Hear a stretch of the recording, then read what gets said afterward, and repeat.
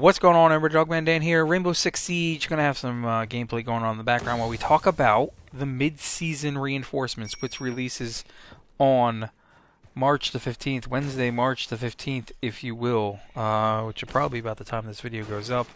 It will be the day for release, so I don't know what time it is. I'm assuming it's really early in the morning, like it usually is for me, anyway. Basically, what we're getting in this mid-season reinforcements is an upgrade to Glaz's scope. New elite set for Twitch, which I believe is for Twitch Prime members. I'm a Twitch Prime member, so you can get free items for games every month. So we'll talk about that quickly. Several operator and weapon balances and some extra bug fixes. So let's get right into it here as this overview, if you will. Game design notes on Glaz here. So the biggest change to Glaz's flip site is the addition of a thermal visual feedback when ADSing through the scope. This will make defenders really pop when they come into view, basically, and it should be noted that this will not work through walls.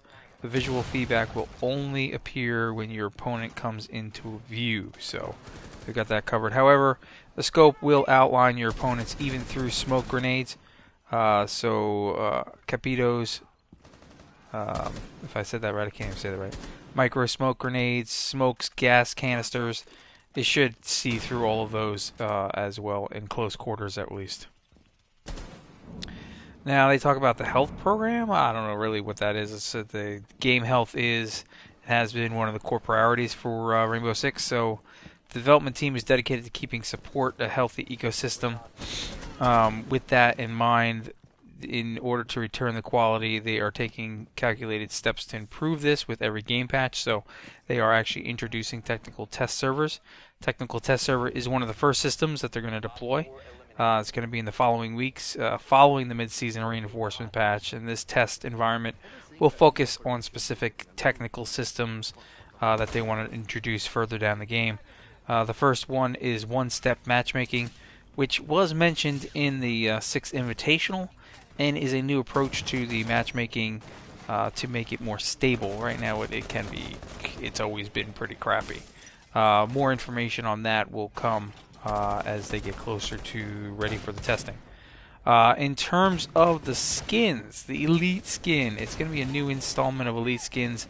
They will deploy here mid-season is the first set, and it's going to embody the French Resistant with Twitch's Marquise set, if you will, which introduces a new design for her defensive drones. So each set featured is going to have a matching uniform, headgear, operator card, operator title, charm, and signature victory animations. Explore unique facets of the history of these packages, and they will be exclusively for Twitch, most likely Twitch Prime members like I am. So I'll surely grab a hold of those and I'll showcase them to you as they come out. General tweaks, improvements. They've done a little bit of everything. Doc overheal to 140, so he was a 120 on his overheal. Now he's going to be to 140.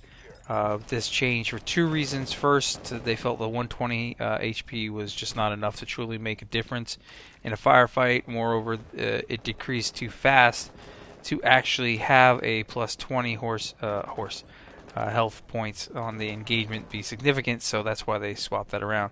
Buck is going to get extra magazine for his skeleton key, so they've added an extra magazine for Buck's skeleton key gadget. They felt like it ran out of ammo quite fast sometimes and wanted to give players more freedom for breaching and line of fire operations. In terms of weapon balancing, red dot, reflex sights, and hollow sights reticule sizes are getting smaller. The realignment of the sights in the Velvet Shell update that brought many of the sights closer. They saw immediate feedback in the community that the reticules on many of these sites were being way too large, so they're going to go ahead and just trim those down, if you will. DMR's triggering rate has been adapted to prevent rapid firing, so the maximum trigger rate has been lowered. And this change is again made because maximum trigger rate was too high. Some people were able to click so fast on the mouse that it turned DMR into a fully automatic AR. So yeah, they're going to go ahead and change that. That's going to suck for some people, I guess, if you will. Echo's MP5 does more damage at medium range now. So before the patch, the gun will deal currently 25 damage from 0 to 10 meters. At its low, it's at 14.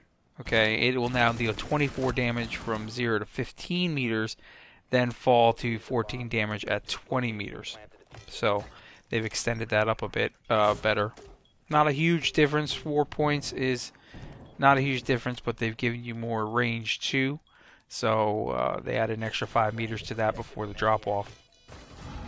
In terms of Thermite's 5.56 XI, the recoil has been tweaked to make it easier to control.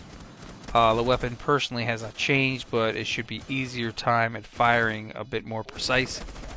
Cavares, I can never say it. Damage drop-off is going to be tweaked in this patch. So currently, pre-patch, the damage is goes from 70 damage at 7 meters down to 20 damage at 18 meters. Now it's going to go from 70 damage at 7 meters to 35 damage at 18 meters. So we're going to have a little less fall off, I think, in that. And it tends to fall off 20 damage at 24 meters. That's the last portion of it. So we get a better range on this in terms of the damage drop-off tweak. They felt that signature weapon drop-off was too sharp before, pre-patch. Jackal C7E, the recoil is getting rebalanced. Felt like it was way too accurate and had no downsides, so it's now going to be harder to control for prolonged full automatic fire. That shouldn't be too bad. Capitivo's Para 308 is getting a recoil buff in this case, the Para 308's recoil. A lot of the Pro League players expressed how hard to control this weapon is, and they were absolutely right. It should be easier to control over the fully automatic fire, and should sway a little less to the sides in the update. Also, one other improvement here, the zero-ranked MMR exploits. So last week they implemented several fixes to resolve an occurrence of an exploit that resulted in winning teams receiving 0 rank MMR points. So on top of resolving the actual issue, they're also going to reinstitute an abandon penalty for exiting a ranked game during a final cam. Okay. They will continue to monitor that, though, closely, and they are welcoming feedback on both the forums and the subreddit. Otherwise, there's going to be a lot of gameplay bug fixes, some game mode bug fixes. Terrorist hunt here, they're going to fix a Jackal. Will sometimes not activate or nitro cell when walking near it. They're also going to fix extraction animation played at a specific point. It causes AI to remain stuck running in place. Oh, come on. Anyway, some additional operator fixes that they're going to do here for shield operators. Shields are not protecting operators from explosive damage. They're going to fix that. Some changes here: Blitz, Frost, Echo, Mira, Sledge, Montage. And then some level design fixes to Bartlett University, Clubhouse, and Bank, as well as some user experience fixes. I'm going to have all those posted over on the nogcommunity.com forums as well, so you can just run over there and take a look. You don't have to be a member to take a look at all the update information, but yeah, so in terms of that, you just go ahead and run over there if you have comments or questions about it. But I wanted to quickly run over this update that's coming out, the mid-season reinforcements update here. Again, we'll see it on Wednesday the 15th at some point, and that's probably when this video is released anyway, so it's kind of a perfect timing for it. Comments, questions below, and thanks for tuning in.